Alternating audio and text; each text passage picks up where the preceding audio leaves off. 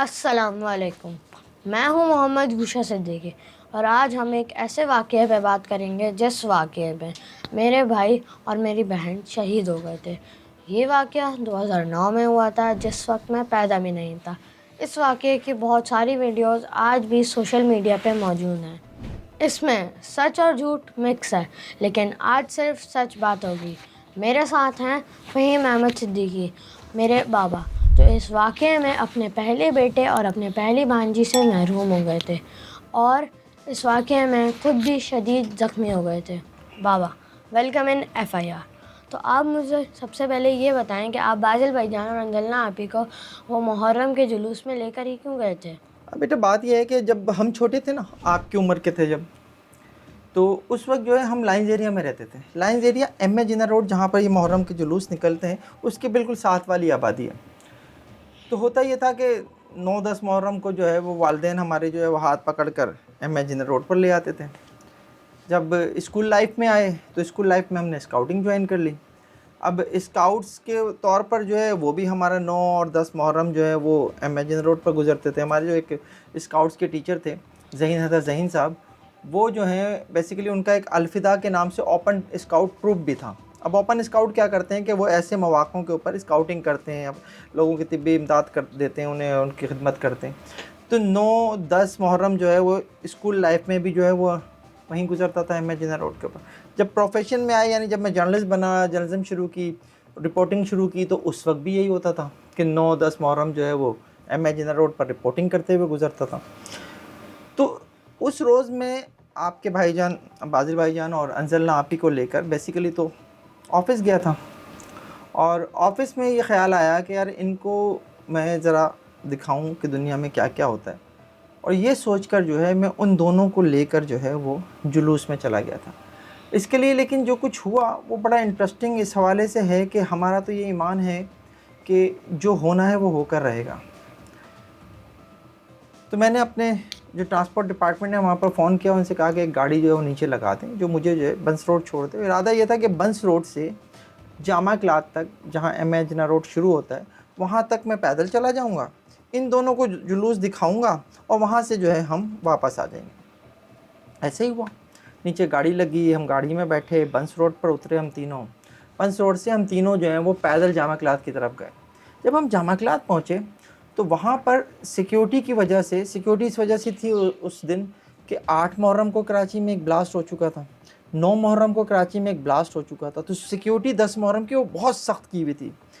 تو وہ جو جگہ تھی نا، جامعہ کلاس سے آپ ایم اے جنرل روڈ کی طرف جانے والا جو راستہ تھا، وہ انہوں نے بلاک کیا ہوا تھا، کنٹینر پر کنٹینر، کنٹینر پہ کنٹینر رکھ کے انہوں نے وہ بالکل بلاک کر دیا تھا کہ آپ دوسری طرف جھانک بھی نہیں سکتے تھے، دیکھ بھی نہیں سکتے تھے۔ تو میں وہاں سے واپس ہونے لگا، واپس ہوا، اور میں نے جو ہے نا وہ آفس فون کیا۔ اچھا، 10 محرم کے اس 2009 میں جب یہ واقعہ ہوا تھا، تو اس وقت تک جو ہے وہ 10 محرم وغیرہ پہ جو ہے وہ سگنلز بند نہیں ہوتے تھے موبائل فونز کے۔ تو میں نے جو ہے وہ آفس فون کیا، میں نے کہا ایک گاڑی جو ہے نا جو جلوس میں ہو، جس کے اوپر جلوس کا اسٹیکر جاری ہوتا تھا ایک نا، ہر وہ گاڑی جو جلوس کے روٹ پر جاتی تھی یا جلوس میں شامل ہوتی تھی، اسے ایک اسٹیکر جاری ہوتا تھا، اس اسٹیکر کو دیکھ کے ہی پھر گاڑی جلوس میں جا سکتی تھی۔ میں نے کہا اس آفس کو کہا کہ ایک گاڑی اسٹیکر والی بنس روڈ بھیج دیں، وہ مجھے لے کر، یعنی بچوں کو اور مجھے لے کر جو ہے وہ پھر کھارا در اور میٹھا در ایک راستہ ہے جہاں سے جو ہے وہ گاڑی جا سکتی تھی۔ میں نے کہا وہ گاڑی منگوا لیں۔ ایسا ہی ہوا، ہم وہاں سے واپس پلٹے، میں نے آفس کو فون کیا، اور ہم جو ہے وہ بنس روڈ کی طرف واپس پیدل آنے جب لگے۔ آپ اس طرف دیکھ بھی نہیں سکتے تھے تو آپ ان دونوں کو لے کر واپس کیوں نہیں آ گئے؟ ہاں، اچھا سوال ہے آپ کا۔ بیسیکلی دیکھیں، ہمارا ایمان ہے، جو میں نے شاید پہلے بھی آپ سے کہا، کہ جو ہونا ہے وہ تو ہو کر رہتا ہے نا، سب کچھ اللہ کی طرف سے ہے، اور اللہ نے جس کی جہاں لکھی ہے اس نے وہاں اس لمحے ہو جانا ہے۔ آپ نے شاید وہ حضرت سلیمان علیہ السلام کا قصہ سنا ہو کہ حضرت سلیمان علیہ السلام کے دربار میں ایک موقع پہ ایک شخص موجود تھا، تو حضرت عزرائیل علیہ السلام تشریف لائے، اور اس شخص کو حضرت سلیمان کے دربار میں دیکھ کر وہ چونک گئے۔ تو جب وہ حضرت عزرائیل چلے گئے تو اس شخص نے حضرت سلیمان سے پوچھا کہ یہ کون تھے؟ تو حضرت سلیمان نے بتایا کہ حضرت عزرائیل تھے جو اللہ کے حکم پر لوگوں کی روح قبض کرتے ہیں۔ تو اس شخص نے کہا مجھے نا گھبراہٹ ہو رہی ہے، آپ ہوا کو حکم دیں، آپ کو یہ تو پتہ ہی ہے کہ حضرت سلیمان ہوا وغیرہ سب ان کے تابع تھے، آپ ہوا کو حکم دیں کہ وہ مجھے یہاں سے سینکڑوں میل دور جو ہے وہ پہنچا دے۔ حضرت سلیمان نے ہوا کو حکم دیا، اس شخص کو جو ہے وہاں سے سینکڑوں میل دور جو ہے پہنچا دیا گیا، سینکڑوں میل یعنی کئی کلومیٹر دور۔ جب بعد میں حضرت اسرائیل علیہ السلام جو ہے سلیمان کے دربار میں دوبارہ آئے تو حضرت سلیمان نے ان سے پوچھا آپ اس وقت میرے دربار میں اس شخص کو دیکھ کے چونک کیوں گئے تھے؟ حضرت اسرائیل نے جواب دیا کہ میں اس لیے چونکا تھا کہ مجھے اللہ نے حکم دیا تھا کہ اس شخص کی روح تھوڑی دیر کے بعد آپ نے سینکڑوں میل دور قبض کرنی ہے اور وہ شخص آپ کے دربار میں بیٹھا ہوا تھا۔ اب آپ یہ دیکھیں کہ جہاں اللہ نے حکم دیا تھا وہاں حضرت سلیمان سے اسی کی خواہش پر اللہ نے ہوا کے ذریعے اس شخص کو وہاں پہنچوا دیا۔ اب جو آپ کا سوال ہے کہ میں واپس آفس بھی چلا جاتا، آفس چلا کیوں نہیں گیا؟ تو میں جب وہاں سے واپس پلٹا ہوں تو میرے ذہن میں یہی تھا کہ ان بچوں کو دکھا تو دوں، اب جب نکل ہی گئے آفس سے۔ میں وہاں سے واپس ہوا، گاڑی میں نے جو اسٹیکر والی منگائی تھی وہ بنس روڈ کے اوپر آ گئی، ہم دوبارہ گاڑی میں بیٹھے۔ اب جب ہم گاڑی میں بیٹھ کر کھارادر کے راستے سے جب ہم جانے لگے تو وہاں پر اسکاؤٹس کھڑے ہوئے تھے، اسکاؤٹس نے وہاں پر بیریئرز لگائے ہوئے تھے، وہ بیریئرز لگا کے انہوں نے راستہ بند کیا ہوا تھا۔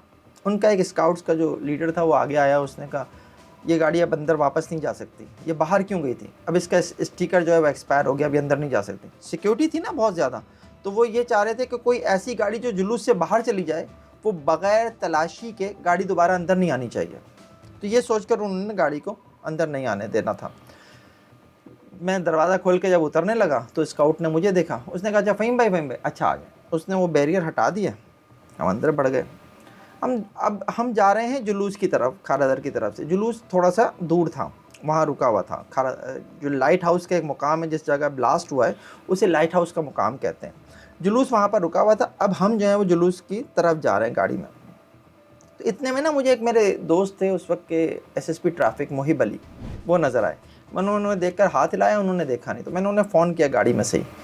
میں نے کہا اب تم دعا سلام سے بھی گئے؟ اس نے کہا نہیں کہاں ہو آپ؟ میں نے کہا ابھی تمہارے پاس سے گزرا ہوں گاڑی میں۔ اس نے کہا نہیں واپس آؤ، پہلے نیاز کھانا پھر جانا۔ تو میں نے کہا نہیں یار بچے ساتھ ہیں تو بس حالات بھی ایسے ہی ہیں، تو میں بس یہاں سے جلدی نکل جاؤں گا، تو میں ابھی نہیں رک رہا۔ تھوڑا دور جا کے ہم گاڑی سے اتر گئے اور اب ہم پیدل جو ہے وہ ادھر جانے لگے جدھر جو ہے وہ جلوس رکا ہوا تھا۔ جب ہم جلوس کے ہیڈ پر پہنچے ہیں تو وہاں پر میں جا کے رک گیا۔ جب میں وہاں رکا تو میری نظر جو ہے نا وہ اچانک ایک سائڈ کے کیمپ میں پڑی، تو وہاں پر جو ہے وہ کچھ مجھے شناسا چہرے یعنی جنہیں میں جانتا تھا وہ مجھے نظر آئے۔ میں نے آپ کی ایک ویڈیو دیکھی تھی، وہ انکل کون تھے جنہوں نے آپ کو بولا تھا کہ کیمپ میں آ کر ذرا بیٹھیں؟ ہاں وہ انکل جو ہے وہ اس کیمپ میں موجود تھے، اور جب میری اور ان کی نظریں ملیں تو وہ ایک دم آگے آئے اور انہوں نے رسیاں اٹھائیں اور مجھے کہا کہ آپ اندر آ جاؤ۔ یہ تھے کامران انکل۔ یہ کامران انکل جو ہیں ہمارے ایک جرنلسٹ ساتھی تھے، یہ دی نیوز میں ہوتے تھے، اور یہ ہر سال جو ہے نا 10 محرم کو 9 محرم کو اس جگہ پر ہی جو ہے وہ سبیل کا کیمپ لگاتے تھے۔ سبیل کا کیمپ جہاں سے جو عزادار ہوتے ہیں، جو ماتم کرتے ہیں، جو وہاں سے شیعہ حضرات جو ہیں شیعہ وہ جو جلوس میں شامل ہوتے ہیں ان کو پانی وغیرہ پلاتے ہیں، تو یہ ایک سبیل کیمپ کہلاتا ہے۔ اس سبیل کیمپ میں بیسیکلی جو ہے وہ انکل موجود تھے، اور چونکہ میرے دوست بھی تھے، انہوں نے مجھے دیکھا، میں نے انہیں دیکھا، تو وہ فوراً آگے آئے اور انہوں نے جو ہے وہ مجھے اندر بلا لیا۔ اب جب ہم اندر جا کر بیٹھے تو وہاں پہ 2 اور دوست بھی نظر آ گئے۔ ایک ہمارے ساتھی تھے، دوست تھے، اداکار بھی ہیں، ساجد حسن وہ تھے، ایک اور ان کے بھائی گلو بھائی تھے۔ یہ لوگ جو ہیں وہ وہاں بیٹھے ہوئے تھے۔ ہم لوگ بیٹھ گئے، میں ان کے پاس ہی بیٹھ گیا، ان کے ساتھ باتیں کرنے لگا۔ اسی وقت جو ہے نا جلوس نے چلنا شروع کیا، تو بازل بھائی جان اور انزلنا آپی جو ہے نا وہ اٹھ کے آگے چلے گئے کیمپ کے اس حصے میں جہاں ٹیبلز لگی ہوئی تھیں، گلاس رکھے تھے، وہ وہاں تک چلے گئے۔ میں اسی دوران جو ہے ان لوگوں سے باتیں کر رہا تھا۔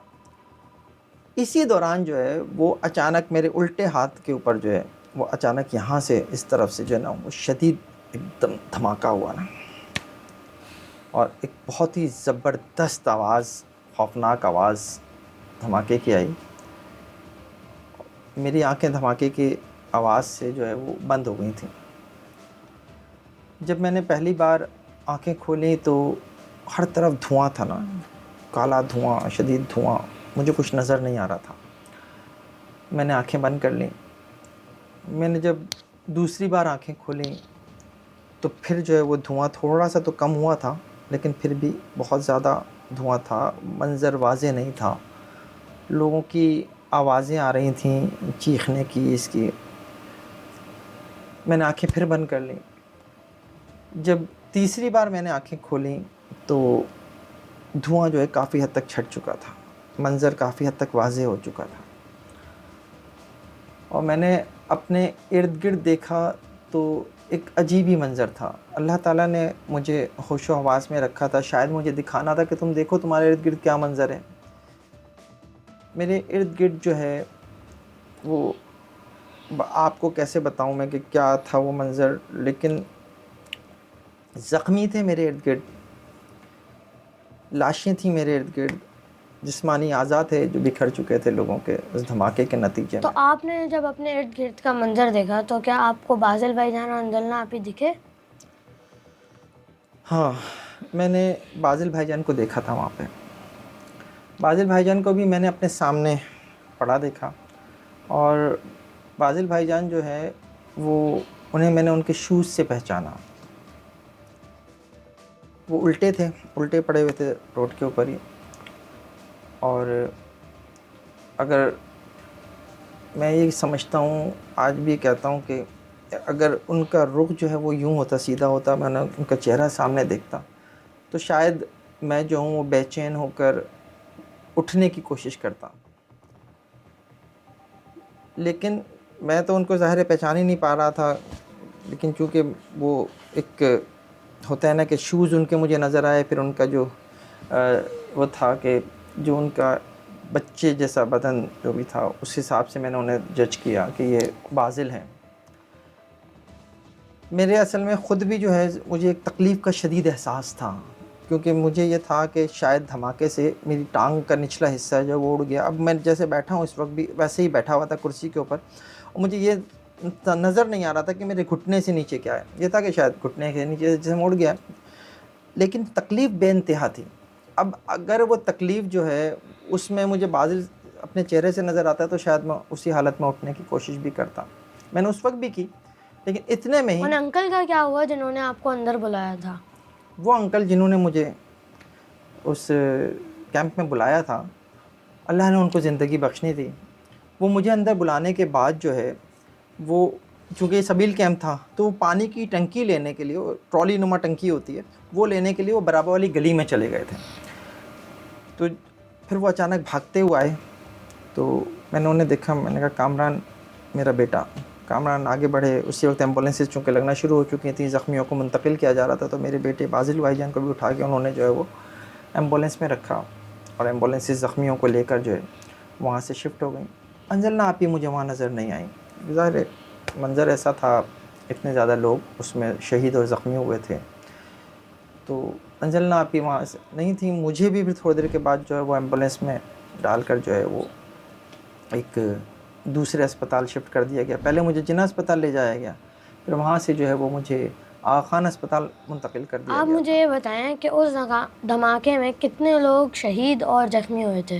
دیکھیں اس میں میرا خیال ہے جو پہلی ابتدا تھی وہ تو پہلے دن تک تو شاید 45 لوگ تھے، لیکن بعد میں مزید جو زخمی تھے وہ بھی چونکہ چل بسے تھے، تو کوئی 48 لوگ جو ہیں اس واقعے میں وہ شہید ہوئے تھے، جس میں آپ کے بھائی جان بازل بھائی جان بھی تھے، اور آپ کی آپی انجلنا آپی بھی تھیں، اور زخمیوں کی تعداد بھی درجنوں میں تھی، جس میں میں بھی زخمی تھا.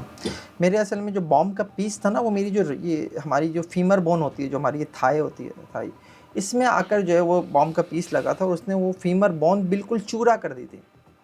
وہ ایسے چورا ہو گئی تھی کہ بیچ میں گیپ آ گیا تھا. تو مجھے جو ہے پھر شفٹ کر دیا گیا تھا جناح اسپتال، اور پھر مجھے جب وہاں سے آغا خان اسپتال لے گئے تھے.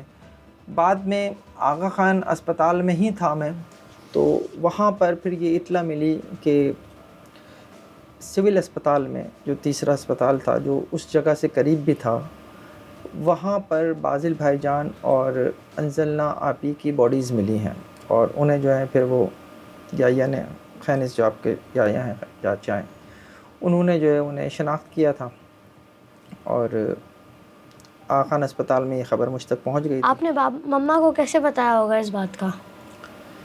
جب میں آغا خان اسپتال میں تھا اور یہ اطلاع آ گئی کہ ہمارے بچے نہیں رہے، تو اب یہ ایک بہت مشکل مرحلہ تھا کہ میں گھر پہ بتاؤں.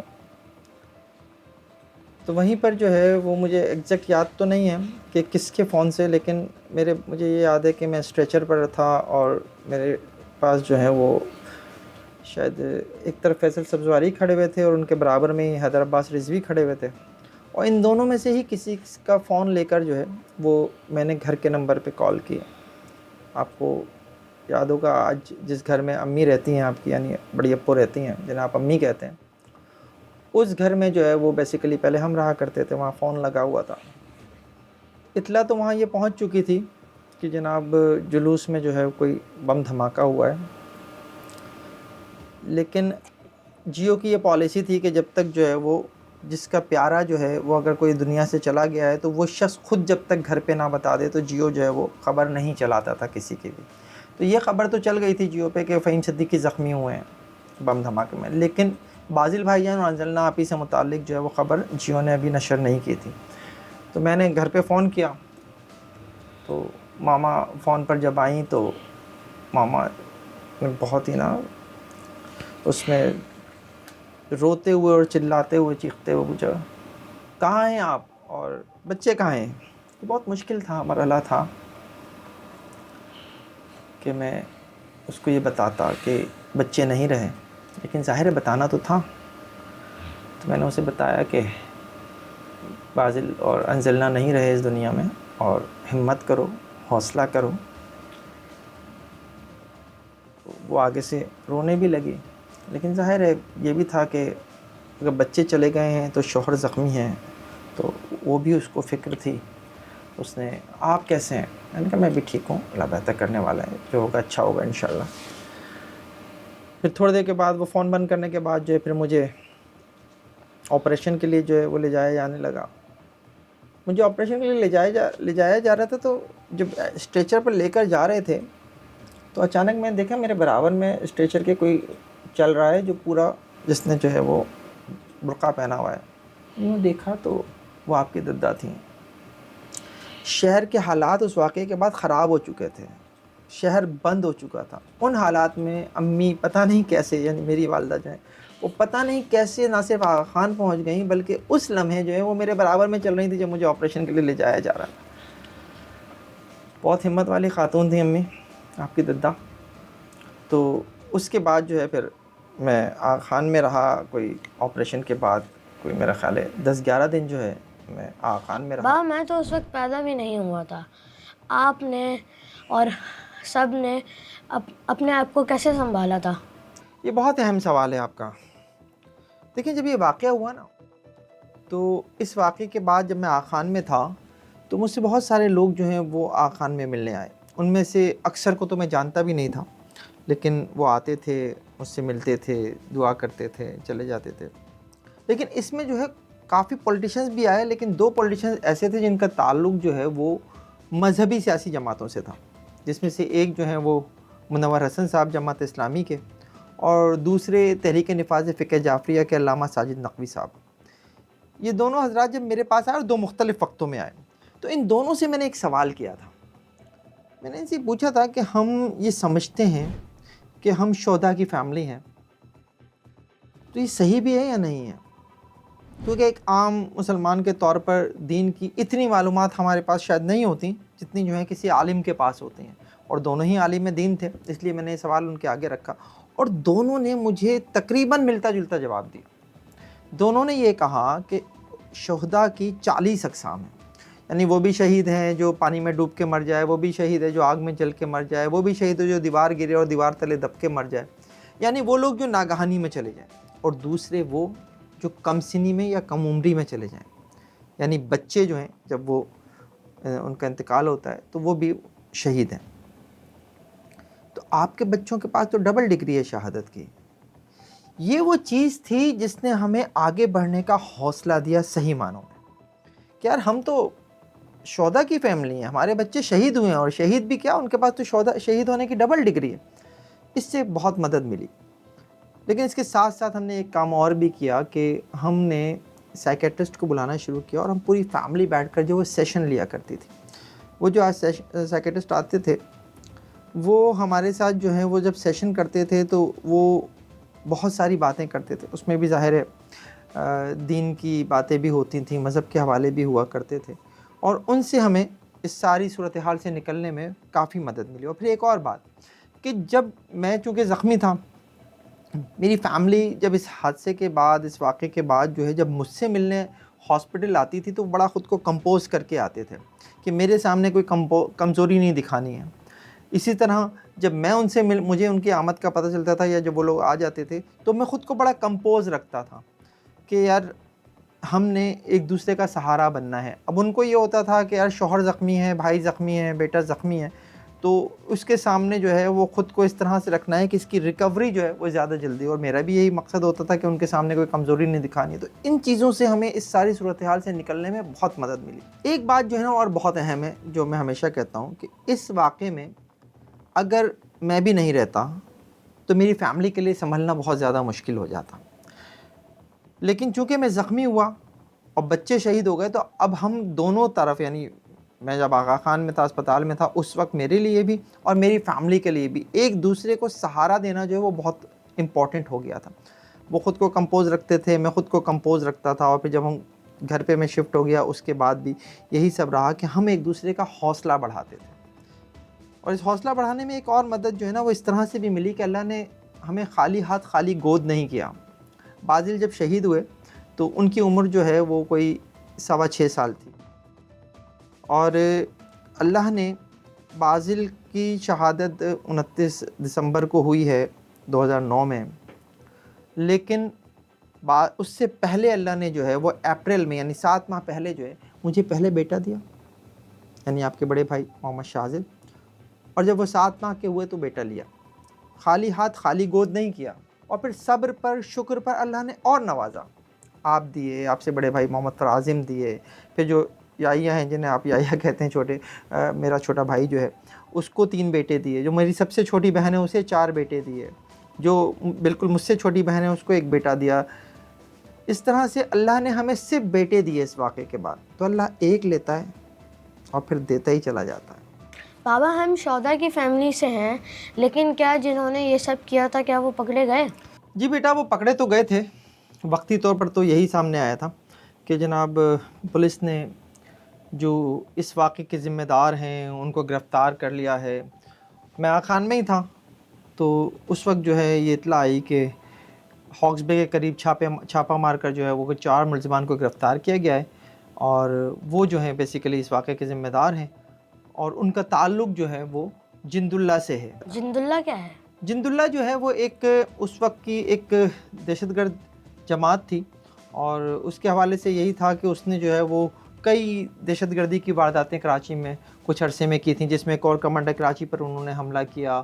انہوں نے جو ہے وہ پاکستان امریکن کلچرل سینٹر کے باہر سیریل کار بلاسٹ کیے. انہوں نے ہوائی ٹاور کے سامنے جو ہے وہ مشنری ایک لائبریری تھی اس کو نشانہ بنایا. اس کے علاوہ انہوں نے مرینا کلب کے باہر جو ہے وہ ایک کار بلاسٹ کیا تھا اور یہ اس وقت کیا گیا تھا جب انڈین سنگر سونو نگم جو ہے وہاں پر کانسرٹ کر رہے تھے. اس کے علاوہ انہوں نے شارع فیصل کے اوپر بلوچ کالونی پل کے اوپر سے جو ہے نیچے کھڑی رینجرز کی موبائل پر فائرنگ کی تھی جس سے 2 رینجرز اہلکار شہید ہوئے تھے. اسی طرح جو انہوں نے گلستان جوہر تھانے پر بھی حملہ کیا. تو اس طرح کے واقعات جو ہیں وہ جند اللہ نے کیے تھے. تو میں آغا خان میں ہی تھا تو یہ خبر آ گئی تھی کہ جناب پولیس نے جو ہے وہ گرفتار کیا ہے جند اللہ سے تعلق رکھنے والے 4 ارکان کو. اور وہ 4 ارکان جو ہیں وہ اس حملے کے مرکزی ملزم ہیں. لیکن جب یہ کہا گیا کہ یہ کام جو ہے وہ جند اللہ کی جانب سے کیا گیا ہے تو میں نے اس وقت ہی اسے ماننے سے انکار کر دیا. اور اس کی وجہ جند اللہ کا ٹریک ریکارڈ تھا جو میں نے آپ کو بتایا ابھی. اور میرا یہ تھا کہ جند اللہ نے کبھی شیعوں کو ٹارگٹ نہیں کیا. یہ اس طرح سے اس کیس کو خراب کرنے کی کوشش ہو رہی ہے. اور باقاعدہ طور پر پھر یہی ہوا کہ جناب ہم نے یہ دیکھا کہ جناب ملزمان گرفتار ہو گئے. اور پھر ایک موقع پر یہ خبر آئی کہ ملزمان کو عدالت میں پیش کیا جا رہا تھا سٹی کورٹ میں تو وہ وہاں سے بھاگ گئے. کہا یہ گیا کہ جناب ان کے ساتھیوں نے انہیں چھڑانے کے لیے باقاعدہ منصوبہ بندی کی تھی اور انہوں نے سٹی کورٹ پر حملہ کیا.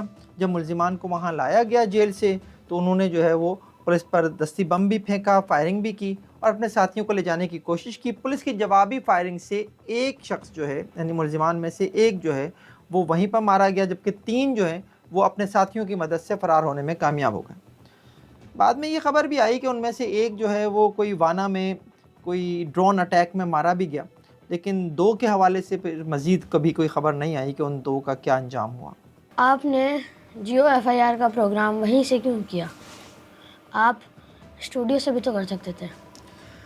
ہاں اچھا سوال ہے آپ کا. 9 مہینے بعد جب میں نے اپنا پروگرام دوبارہ شروع کیا تو میں اس وقت واکر کے اوپر چل رہا تھا. میرا آپریشن ہوا ہوا تھا اور میں واکر پہ ہی میں نے آفس جوائن کر لیا تھا. لیکن آپ کی بات ٹھیک ہے کہ میں اسٹوڈیو سے بھی ریکارڈنگ کر کے جو ہے پروگرام کر سکتا تھا, لیکن میں نے اسی جگہ سے پروگرام شروع کیا جہاں میں نے اپنے بچوں کی لاشیں پڑی دیکھی تھیں, اپنے بیٹے کو پڑے دیکھا تھا. اس کے پیچھے نا ایک میسیج تھا. بیسیکلی میسیج یہ تھا کہ اس واقعے میں جن کے پیارے اس دنیا سے چلے گئے یا خود جو زخمی ہو کر جو زندگی بھر کے لیے معذور ہو گئے, میں انہیں ایک میسیج دینا چاہتا تھا کہ زندگی کا کام رکنا نہیں ہے, وقت کا کام ٹھہرنا نہیں ہے, آگے بڑھنا ہے, آگے بڑھو. میں نے وہاں کھڑے ہو کر جب اپنا پروگرام شروع کیا تو میں نے وہاں کھڑے ہو کر بھی یہی کہا کہ وہ تمام لوگ جو اس واقعے میں یا جیسے کسی بھی واقعے میں, دہشت گردی کے کسی واقعے میں جن کے پیارے اس دنیا سے چلے گئے یا خود زخمی ہو گئے, وہ حوصلہ کریں, وہ ہمت پکڑیں, آگے بڑھیں. زندگی ختم نہیں ہو گئی ہے. تو بیسیکلی جو اس جگہ سے جو میں ایک میسیج دے سکتا تھا وہ یہی دے سکتا تھا اور وہیں کھڑے ہو کر دے سکتا تھا. اسٹوڈیو سے پروگرام کرنا بہت آسان تھا. واکر پہ ایک شخص ہے, وہ چاہتا تو اسٹوڈیو سے بھی کر سکتا, لیکن میں نے کوشش یہی کی کہ میں لوگوں کو میسیج دوں, اور میرا خیال ہے کہ میں میسیج دینے میں کامیاب بھی رہا. کیا پولیس ان ذمہ داروں کو جنہوں نے دھماکہ کیا تھا ان کو گرفتار نہیں کر سکتی تھی دوبارہ؟ کر سکتی تھی, بالکل کر سکتی تھی, لیکن کمی کس چیز کی ہے, وہ نیت کی ہے.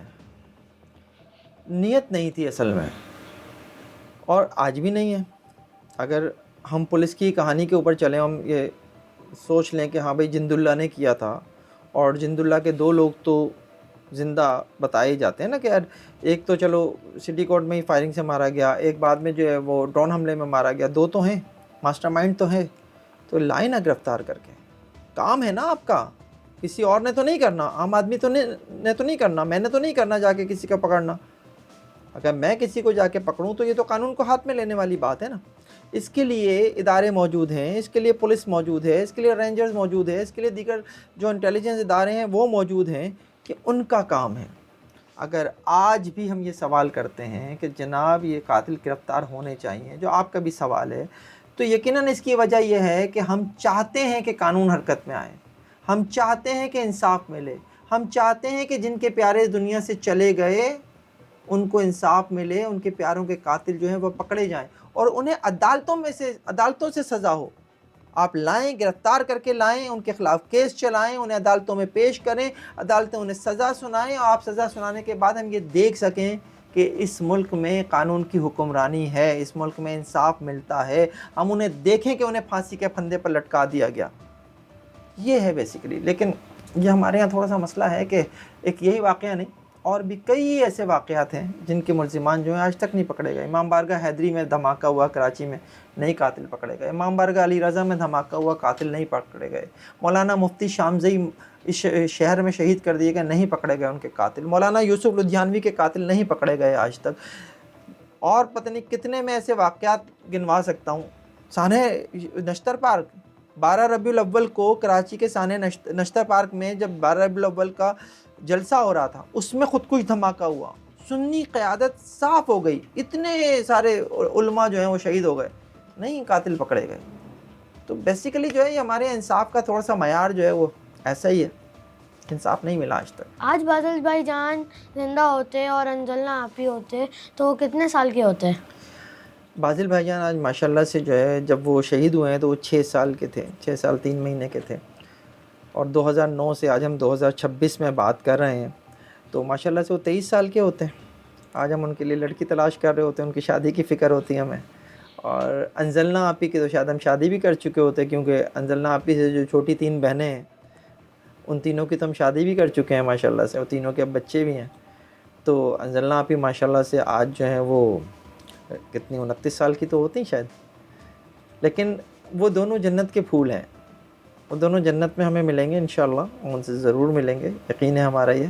اچھا, اب اگر میں آپ سے ایک سوال کروں کہ آپ کے بازل بھائی جان اور انزلنا آپی کے قاتل اگر آج آپ کے سامنے آ جائیں اور آپ سے معافی مانگیں تو کیا آپ انہیں معاف کر دیں گے؟ مشکل ہے, لیکن اللہ کی رضا کے لیے میں ان کو شاید معاف کر دوں, لیکن ان کو کبھی معاف نہیں کروں گا جن کی غلط پالیسیز کی وجہ سے ہمارے ملک پاکستان میں یہ آگ پھیلی. مسلمان کا دشمن ہوا اور جنہوں نے ان معصوموں کی جان لی ان کو گرفتار کرنے کے بجائے کھلی چھوٹ دے دی گئی۔ خیر، اس پروگرام کا اختتام اس دعا کے ساتھ کرتے ہیں کہ اللہ تعالیٰ ہمارے ملک پاکستان کی حفاظت فرمائے۔ یہ ویڈیو آپ کو کیسے لگی کامنٹ سیکشن میں کامنٹ کر کے ضرور بتائیے گا۔ دیکھتے رہیے FIR۔